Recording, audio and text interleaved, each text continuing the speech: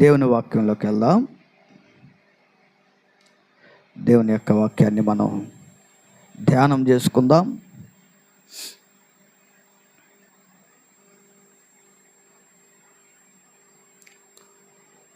Praise lord, హల్లెలూయా.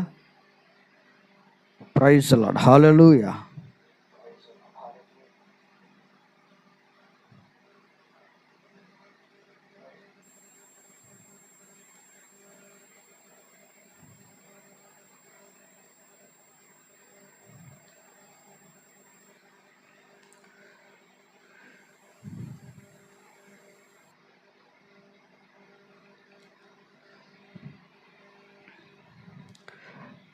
దేవుని వాక్యాన్ని మనం ధ్యానం చేసుకుందాం. హెబ్రీయులకు రాసిన పత్రిక 11వ అధ్యాయము 10వ వాక్యాన్ని చూద్దాం. ద బుక్ ఆఫ్ హెబ్రూస్,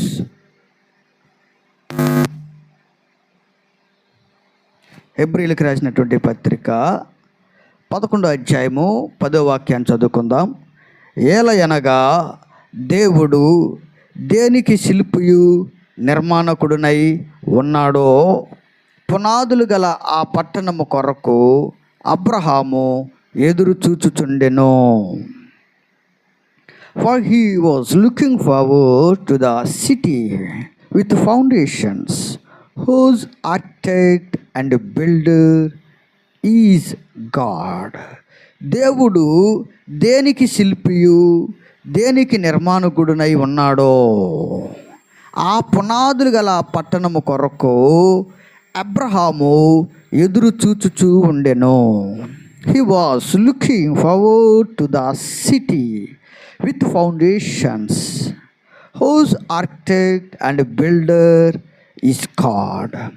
దేవుడు దేనికి నిర్మాణకుడు దేనికి శిల్పియు అయి ఉన్నాడో ఆ పట్టణం కొరకు అబ్రహాము ఎదురు చూశాడట.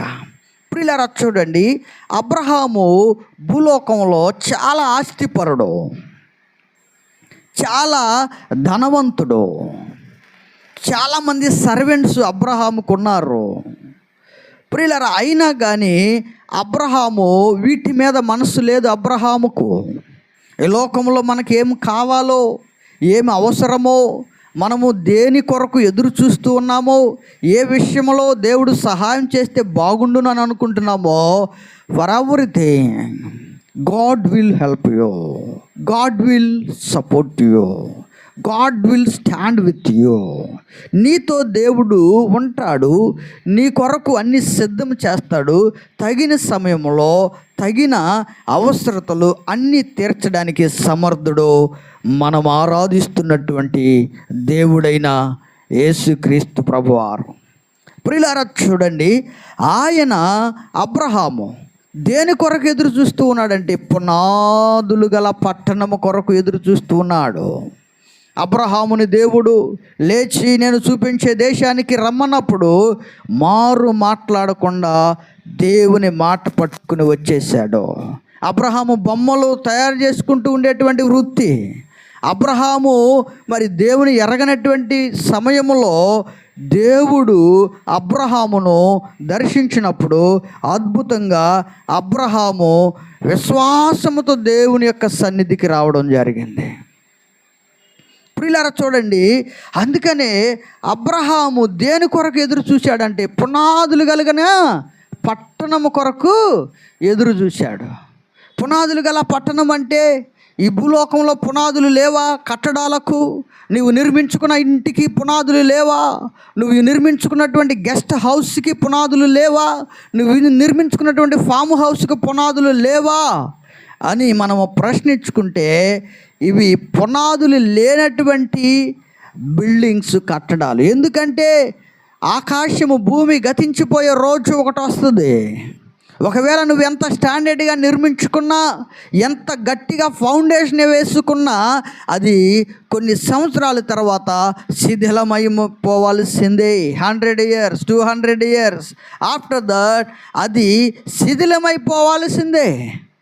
ప్రియులారా అందుకనే అబ్రహాము ఈ లోకంలో ఉన్న కట్టడాల మీద మనస్సు లేదు, ఈ లోకంలో ఉన్నటువంటి పేరు ప్రఖ్యాతుల మీద మనస్సు లేదు, ఈ లోకంలో ఉన్నటువంటి సుఖభోగాల మీద ఆయనకు మనస్సు లేదు, ఈ లోకంలో ఉన్నటువంటి అన్ని విషయాలలో ఆయన డిస్కనెక్ట్ అవ్వడానికి ప్రయత్నం చేస్తున్నాడు. ఆయన ఈ లోకంలో ఉన్నవన్నీ కూడా కొద్ది కాలమే కదా, ఈ లోకంలో నా ప్రయాణము కొద్ది సమయమే కదా, ఈ లోకంలో నేను జీవించబోయేది ఒక 80, 70, 90 ఇయర్సే కదా. ప్రియులారా, అలాగున తన జీవిత పరిమాణమును కొలమానం చేసుకుని కొద్ది కాలమే నేను ఉండేది, కొద్ది సమయమే నేను ఉండేది, కొద్ది కాలంలోనే ఎందుకు నాకు ఇవన్నీ అని ఆయన తనకు తానే సెల్ఫ్ మోటివేషన్ చేసుకుంటున్నాడు. పైనున్న వాటి కొరకు ఆయన ఎదురు చూస్తున్నాడు. అందుకే అబ్రహాము, అక్కడ రాయబడి ఉంది హెబ్రీయులకు 11:10, దేవుడు దేనికి శిల్పియు నిర్మాణకుడునై ఉన్నాడో పునాదులు గల ఆ పట్టణము కొరకు అబ్రహాము ఎదురు చూచుచుండెను. భూలోకంలో ఉన్నటువంటి అబ్రహాము, చాలా ఆస్తిపరుడైనటువంటి అబ్రహాము, ఎంతోమంది సేవకులను కలిగి ఉన్నటువంటి అబ్రహాము, ఇప్పుడు ఆయన మనస్సు ఎక్కడుందంటే భూమి మీద ఉన్నటువంటి వాటి మీద లేదు. ఎందుకంటే ఆయన విశ్వాసులకు తండ్రి. అందుకనే చూడండి, ఆ విశ్వాసులకు గురించి గలతీయులకు రాసినటువంటి పత్రిక 3:9, కాబట్టి విశ్వాస సంబంధులే విశ్వాసము గల అబ్రహాముతో కూడా ఆశీర్వదించబడుదురు. విశ్వాస సంబంధులు, ఎందుకంటే అబ్రహాము విశ్వాసులకు తండ్రి అని రాయబడి ఉంది. అంటే చూడండి, విశ్వాసులకు తండ్రి అంటే ఎంత విశ్వాసం అంటే అబ్రహాముకు కలిగి ఉన్నటువంటి ఏకైక కుమారుడైనటువంటి ఇస్సాకును కూడా బలి ఇవ్వడానికి ఏమాత్రము వెనుకాడలేదు, ఏమాత్రం వెనుకాడలేదు. దేవుడు ఇవ్వమన్నాడు, నేను ఇవ్వాలంతే. ప్రియులారా, చూడండి దేవుడి మీద ఎంత విశ్వాసముతో ఆయన బ్రతికి మన ముందు తన సాక్ష్యాన్ని సజీవంగా పెట్టేసి వెళ్ళాడో. అందుకనే ప్రియులారా, మనము పునాదులు గల పట్టణం, మనం శాశ్వతముగా ఉండబోయే పట్టణము, నిత్యము వెలుగులతో విరజిమ్మేటువంటి పట్టణము, బంగారు కట్టడాలతో మిలమిల మెరిసిపోయేటువంటి ఆ పట్టణంలో నేను ఉండాలి. ఆ పట్టణం కొరకు ఎదురు చూస్తూ ఉన్నాడు. Every day he was waiting for his Kingdom. ఆయన రాజ్యము కొరకు ఎదురు చూస్తున్నాడు. అది ఫౌండేషన్ సిటీ, అది పునాదులు కలిగినటువంటి పట్టణం. ఈ లోకంలో ఉన్నటువంటి బిల్డింగ్స్కి పునాదులు తాత్కాలికమే. ఈ లోకంలో నువ్వు కట్టడాలు అన్నిటినీ కూడా ఒక్కసారి ఆలోచిస్తే అవన్నీ కూలిపోయేవే. ప్రియులారా, భయంకరమైనటువంటి సునామీ సమయంలో ఘోరమైనటువంటి పరిస్థితులు మనం చూసాం. మన ఈ మధ్యనే మరి భయంకరమైనటువంటి తుఫాను యుఎస్లో వచ్చి పెద్ద పెద్ద బిల్డింగ్స్ కూడా కుప్పకూలిపోయినాయి. ప్రియులారా, చూడండి, దేవుడు పునాదులు కలిగిన పట్టణం మనకు నిర్మించి ఉన్నాడు. ఆ పట్టణంలోకి వెళ్ళాలని అబ్రహాము ఎదురు చూస్తూ ఉన్నాడు. ఎవ్రీ డే ఆయన ప్రతిరోజు పునాదులు గల పట్టణం ఎలా ఉంటుందో. For he was looking forward to the city with foundations whose architect and builder is God. దేవుడే దానికి బిల్డరు, దేవుడే దానికి ఆర్కిటెక్చర్. ప్రియులారా, చూడండి, ఆర్కిటెక్ట్ ఆయనే, బిల్డర్ ఆయనే. అంత పెద్ద ఫౌండేషన్ వేయడానికి దేవుడే, దానికి కన్స్ట్రక్ట్ చేయడానికి దేవుని యొక్క జ్ఞానము, దేవునితో నిర్మించబడినటువంటి ఆ పట్టణము ఎంత బహుసుందరముగా ఉంటుందో.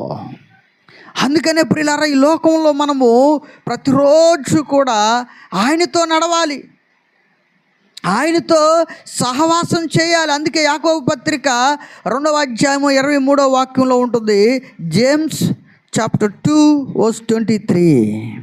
కాబట్టి అబ్రహాము దేవుని నమ్మెను. ఎవరు నమ్మాడు? అబ్రహాము దేవునిని నమ్మాడు. అది అతనికి నీతిగా ఎంచబడెను అను లేఖనము నెరవేర్చబడెను, మరియు దేవుని స్నేహితుడని అతనికి పేరు కలిగెను. What a wonderful verse. Abraham Abraham ఎంత అద్భుతమైనటువంటి సాక్ష్యాన్ని పొందుకున్నాడో చూడండి. ఎంత అద్భుతమైనటువంటి సాక్ష్యం అంటే, he was called God's friend. ఆయన దేవునికి స్నేహితుడట, దేవునికి స్నేహితుడు. Abraham believed God and it was credited to him as righteousness and he was called God's friend. దేవుని స్నేహితుడు అబ్రహాము దేవుని స్నేహితుడు. అబ్రహాముకు నీతిగా ఎంచబడింది. ఏంటి నీతిగా ఎంచబడిందంటే, అబ్రహాము దేవునిని నమ్మెను.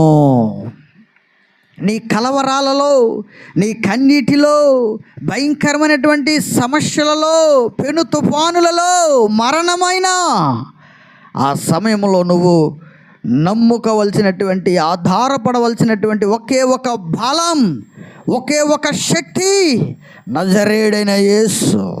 He has crucified on the cross. The blood of Jesus will save you. యేసు రక్తము నిన్ను రక్షిస్తుంది. యేసయ్య శిలువ యాగము నీకు ఆపత్కాలములో ఆదరణగా ఉంటుంది. అందుకనే ప్రియులారా, స్టెఫను విషయంలో చూడండి, ఇక్కడ దేవుని యొక్క వాక్యాన్ని మనం చూసినట్లయితే, దేవుని యొక్క వాక్యాన్ని అపోస్తుల కార్యము 7వ అధ్యాయము 59వ వాక్యం. The acts 7th chapter verse 59.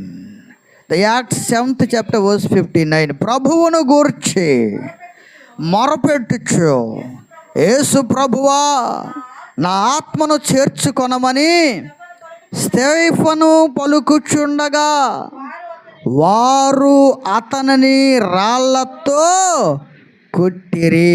While they were stoning him, Stephen prayed, Lord Jesus receive my spirit, receive my spirit.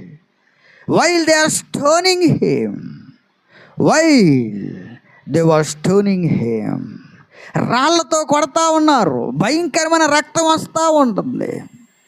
అదే ఆఖరి రోజు స్టీఫెన్కి అదే ఆఖరి రోజు భయంకరమైన రాళ్ల దెబ్బలు, రక్తము తలకి, బాడీకి ఎక్కడ పడితే అక్కడ గుచ్చుకుంటున్నాయి రాళ్లతో కొడతా ఉంటే. ఎందుకు కొడుతున్నారంటే, యేసే క్రీస్తు అని బలమైన వాక్కుతో ఆ రోజులలో ప్రకటిస్తూ ఉన్నాడు దేవుని వాక్యం. గొప్ప సూచక క్రియలు చేస్తున్నాడు, అద్భుతాలు చేస్తున్నాడు. దేవుని సన్నిధిలో బలముగా నిలబడి వాడబడుతున్నటువంటి గొప్ప యోధుడిగా, గొప్ప విశ్వాస యోధుడిగా పేరుగాంచినటువంటి స్టీఫెన్ ఆ రోజు అంటున్నాడు, ప్రభువా వాళ్ళు ఏం చేస్తున్నారో వారికి తెలియదు, క్షమించమంటున్నాడు. యేసుక్రీస్తు ప్రభువారు శిలువ యాగం అప్పుడు పలికినటువంటి మాటే స్టీఫెన్ కూడా పలుకుతూ ఉన్నాడు. గొప్ప ధన్యత ఇస్తాడంటే దేవుని బిడ్డలకు. ఎందుకు అంటే, స్టీఫెను భూమి మీద ఉండాల్సినటువంటి వాటి కొరకు ఆరాటపడట్లేదు.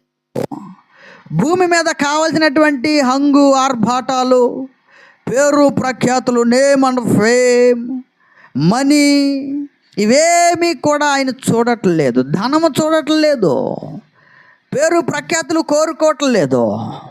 I want to go to the kingdom of God, I want to be stay with the Lord. ఆయన దేవునితో ఉండటానికి ఇష్టపడ్డాడు, దేవుని రాజ్యానికి వెళ్ళడానికి ఇష్టపడ్డాడు. అదే పునాదులు గల పట్టణము. నీవు నేను ఉండబోయే పట్టణం పునాదులు గల పట్టణం. ఇక్కడ ఎంత సుందరంగా మనం కన్స్ట్రక్ట్ చేసుకున్న కొద్ది కాలమే అని మనము ప్రతిరోజు ఆకాశం వైపు చూస్తూ మనం ఉండబోయే రాజ్యము అది. మనం వెళ్ళబోయే రాజ్యము దేవుని రాజ్యము. మనము అక్కడికి వెళ్ళడానికి ఎలాంటి అర్హతలు కలిగి ఉండాలో, అపరిశుద్ధమైనది ఏది దానిలో ప్రవేశించదు. అక్కడ డాగు, మచ్చ, కలంకము, ముడత, అసహ్యమైనది ఏది ఉండదు. అక్కడ పరిశుద్ధమైనటువంటి ప్రభువు ఉండేటువంటి ఆ స్థలంలో పరిశుద్ధులు మాత్రమే ప్రవేశిస్తారు. హల్లెలూయా, హల్లెలూయా. అందుకనే ప్రియులారా, మనము పునాదులు గల పట్టణము. స్టీఫెన్కి భూమి మీద రాళ్ళ దెబ్బ కనపడట్లేదు. స్టీఫెన్కి భయంకరంగా అసహ్యమైన మాటలు వినపడటం లేదు. స్టీఫెన్కి ఈ లోకంలో ఉన్నవి ఏవి కనపడలేదు. కానీ దేవుని రాజ్యాన్ని బలంగా కొద్ది కాలమే ప్రకటించిన బలమైన సేవ చేసినటువంటి గొప్ప యవనస్తుడు ద గ్రేట్ స్టీఫెన్. ఎంత గొప్పవాడంటే మరణించడానికి కూడా ఇష్టపడ్డాడు. హల్లెలూయా, హల్లెలూయా. మరణం అంటే ఇక్కడే కదా, ఇక్కడ కన్ను మోస్తామంటే నిద్రించాడంట. అక్కడ రాయబడింది చూడండి ఆ మాట. ఈ మాట పలికి నిద్రించాడంతే.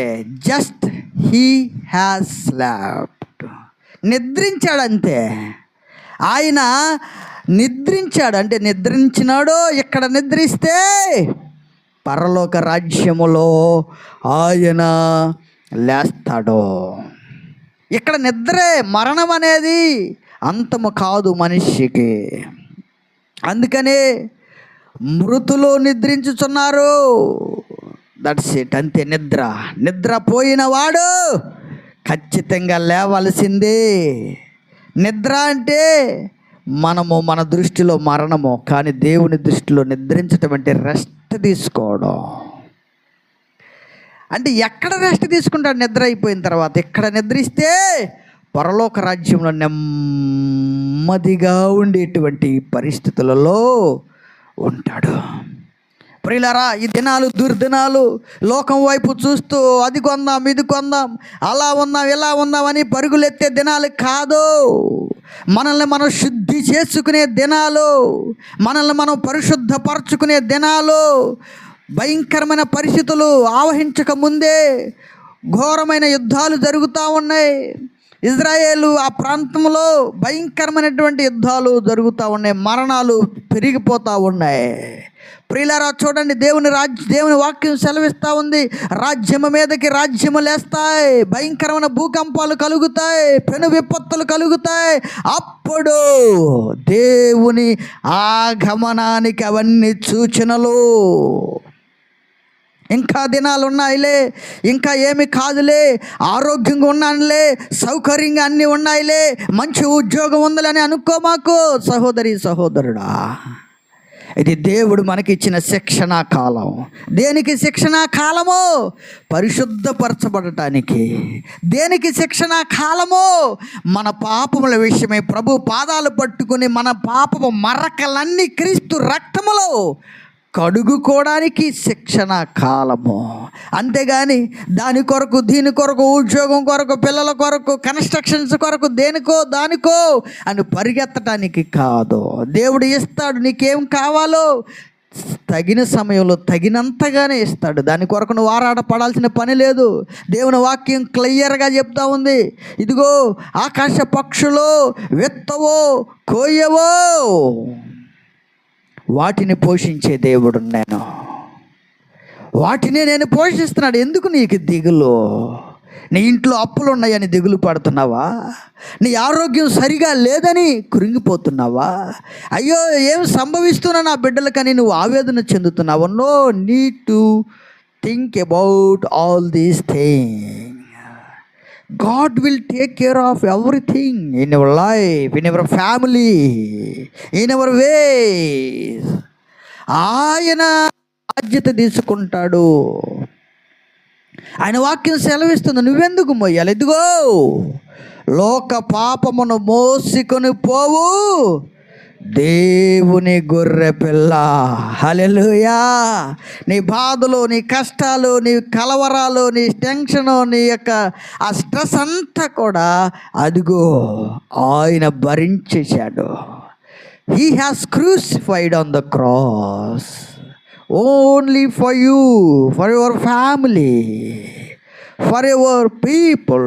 నీ ప్రజల కొరకు, నీ కొరకు, నీ కుటుంబము కొరకు, నీకు కలిగిన సమస్తము కొరకు ఆయన శిలువ యాగం చేసేసాడు. నువ్వు భయపడాల్సిన పని లేదు, దిగులు చెందాల్సిన అవసరం లేదు. ఒకవేళ ఆరోగ్యం బాగోలేదని నువ్వు చింతిస్తున్నావేమో, భయంకరంగా అప్పులు పెరిగిపోతున్నాయని బాధపడుతున్నావేమో, బిడ్డల విషయంలో నువ్వు కురింగిపోతూ నలిగిపోతూ ఒక్కదానివే ఏడుస్తూ ఉన్న పరిస్థితులు ఉన్నాయేమో.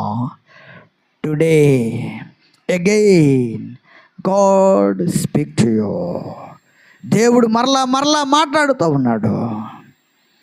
లోక పాపమును మోసుకుని పోవు దేవుని గొర్రె పిల్లది. దేవుని వాక్యం సెలవిస్తుంది, నీ భారము యెహోవా మీద మోపుము. ఎవరి మీద మోపాలి? యెహోవా మీద. ఏ భారం ఉంది నీకు? ఎందుకు కృంగిపోతున్నావు? ఎందుకు నలిగిపోతున్నావు? ఎందుకు దిగులు చెందుతున్నావు? ఎందుకు ఒక్కడవే ఎన్నోసార్లు ఏడ్చుకుని కృంగిపోయే పరిస్థితులు కలుగు చేసుకుంటున్నావు? దేవుని యొక్క వాక్యం సెలవిస్తూ ఉంది. అబ్రహామట ఏం చేశాడు? అబ్రహాముతో పాటు మనకు కూడా దేవుడు విశ్వాస సంబంధమైనటువంటి స్వాస్థ్యాన్ని మనకి ఇచ్చాడు. గలటియన్స్ 3rd chapter verse 9. గలతీయులకు రాసిన పత్రిక 3వ అధ్యాయము 9వ వాక్యాన్ని చూద్దాం. కాబట్టి విశ్వాస సంబంధులే విశ్వాసము గల అబ్రహాముతో కూడా అది ఆశీర్వదించబడు. So those who have faith are blessed along with Abraham, the man of faith is Abraham. విశ్వాసులకు తండ్రి ఆయన. విశ్వాసము అంటేనే అబ్రహాం, అంతే. నా దాంట్లో ఇంక అనుమానం లేదు. అబ్రహాము దేవుని నమ్మెను, అది అతనికి నీతిగా ఎంచబడిందంట. అబ్బా, ఎవరు నమ్మాడు? అబ్రహాము దేవుని నమ్మాడు. అందుకని అబ్రహాముని దేవుడు స్నేహితుడిగా కన్సిడర్ చేశాడు. మనం చదువుకున్న లేఖన భాగంలో యాకోబు పత్రిక 2వ అధ్యాయము 23వ వాక్యంలో మరొకసారి చదువుకుని మనం ముగించుకుందాం. కాబట్టి అబ్రహాము దేవుని నమ్మెను. యాకోబు పత్రిక 2వ అధ్యాయము 23వ వాక్యం. The book of James 2nd chapter verse 23. కాబట్టి అబ్రహాము దేవుని నమ్మెను, అది అతనికి నీతిగా ఎంచబడెను. అబ్బా, what a wonderful verse. Abraham దేవుని నమ్మటమే నీతిమంతుల జాబితాలో చేరిపోయాడు, అంతే. అసలు ఎంత గొప్ప కార్యాలు దేవుడు చేస్తాడంటే, నువ్వు ఎన్నో సంవత్సరాల నుంచి ఎదురు చూస్తున్నావేమో ఈ కార్యం జరగలేదని. జరగకపోవడానికి కారణం ఏంటంటే, ఇంకా నువ్వు సంపూర్ణంగా నమ్మట్లేదు. నువ్వు సంపూర్ణంగా నమ్మితే, if you believe in the God, definitely God will do the great miracle in our life. నీ జీవితంలో గొప్ప కార్యాన్ని దేవుడు చేస్తాడు నమ్మితే. ప్రియులారా, అబ్రహాము జీవితంలో just he has believed in the God. దేవుని నమ్మాడు, అంతే. That's it. బొమ్మలు చేసుకుని ఎక్కడో మారుమూల ప్రాంతంలో అడ్రస్ లేనటువంటి కుగ్రామంలో ఉన్న అబ్రహాముని ప్రపంచానికి ఆశీర్వాదకరంగా చేశాడు దేవుడు. ఈరోజు అబ్రహాము వంశమంతా ఆశీర్వదించబడినటువంటి వంశము. ప్రియులారా చూడండి, ఎంత అరబ్ కంట్రీస్లో పంపు కొడితే పెట్రోల్ వస్తుంది, అంతే. ఆయిల్ వస్తుంది, డబ్బే డబ్బు. కారణం ఆ రోజు చేసినటువంటి అబ్రహాము ప్రార్థన. ఇస్మాయేలు కొరకు ప్రార్థించాడు దేవుడు, దేవుని సన్నిధిలో అబ్రహాము. హాగరు ప్రార్థించింది ఇస్మాయేలు కొరకు. ఆ ఇస్మాయేలు సంతానమే ఈరోజు మనం చూస్తున్నటువంటి అరబ్ కంట్రీస్లో గొప్ప జనాంగము. హల్లెలూయా, హల్లెలూయా. ఇస్సాకు సంతానం ఉంది, ఇస్సాకు సంతానము. ఇస్సాకును కూడా దేవుడు ఆశీర్వదించాడు. ప్రియులారా చూడండి, ఎంత ఘోరమైనటువంటి పరిస్థితుల్లో నుంచి దేవుడు అబ్రహాముని పిలిచి వాడుకున్నాడు. ఇస్సాకు చాలా కాలము మరి ఆయన వెయిట్ చేశాడు దేవుని చిత్తం కొరకు. అప్రాక్సిమేట్గా 40 సంవత్సరాల ప్రాయంలో దేవుడు తనకు వివాహాన్ని సమకూర్చాడు. రెబ్కాని ఆవిడ అనేక మందికి తల్లి, వేవేల మందికి తల్లి వగుదు అని రెబెకాకి దేవుడిచ్చిన గొప్ప ఆశీర్వాదం. ఉడికిపోయిన గర్భాన్ని, శారా గర్భాన్ని తెరిచిన దేవుడు. ఒకవేళ పిల్లలు లేరని దిగులు చెందుతున్నావేమో, దేవుని సన్నిధిలో విశ్వాసముతో నమ్మి ప్రార్థించి గొప్ప కార్యాలు చేయగలిగిన దేవుడు. నీ జీవితంలో ఎన్నో సమస్యలతో కొట్టుమిట్టాడుతున్నావేమో, దేవుని నమ్మో. కొద్ది సమయం దేవుని సన్నిధిలో మోకరించి కూర్చో, గొప్ప కార్యాలు దేవుడు చేస్తాడు. మనము దేని కొరకు ఎదురు చూడాలంటే, దేవుడు దేనికి శిల్పియు నిర్మాణకుడై ఉన్నాడో పునాదులు గల ఆ పట్టణం అబ్రహాము ఎదురు చూచిన. For he was looking forward to the city with foundations, was architect and builder is God. దానికి నిర్మాణకుడు, శిల్పి ఎవర్రా బాబనంటే our God. We need to wait for the kingdom of God. దేవుని యొక్క రాజ్యము కొరకు మనం ఎదురు చూడాలి. ఉదయకాల సమయంలో ఆ పట్టణం కొరకు మనం ఎదురు చూద్దాం. దేవుడి మాటలు దీవించును గాక. మొత్తం ప్రార్థన చేసుకుందాం.